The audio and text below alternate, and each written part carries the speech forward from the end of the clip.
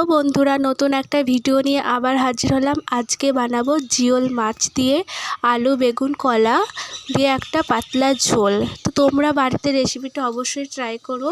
তো প্রথমে কড়াইটা আমি গরম করে নিয়েছিলাম ভালো করে, তাতে সর্ষের তেল দিলাম, দিয়ে সর্ষের তেলটা ভালো করে গরম করে নেবে। যে দেখবে ধোয়া উঠে গেছে তখনই মাছে লবণ হলুদ মাখিয়ে ভালো করে এপিট ওপিট করে গরম তেলে একটু খুন্তিটা দিয়ে চারিদিকটা নেড়ে দেবে। নেড়ে দেওয়ার পরে তাতে এক এক করে জিওল মাছগুলো ছেড়ে দেবে। মাছগুলো যেন ভালো করে ভাজবে, নাহলে গন্ধ আসতে পারে।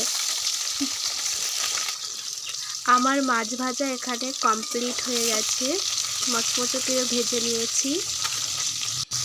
ঠিক এইভাবে ভালো করে ভেজে নেবে। কড়াইতে বেঁচে থাকা তেলের ওপরে কেটে রাখা আলুগুলো দিয়ে ভালো করে ভেজে নেবে।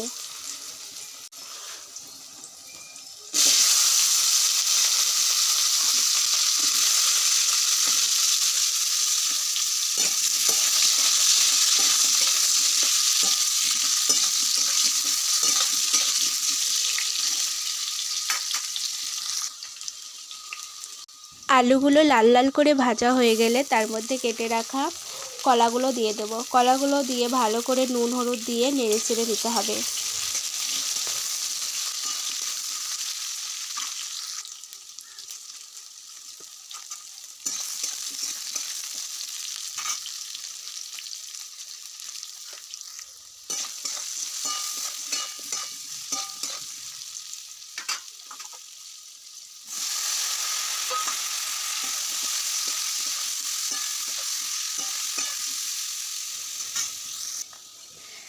আদা জিরে কাঁচা লঙ্কা আর রাই বাটা দিয়ে ভালো করে বেটে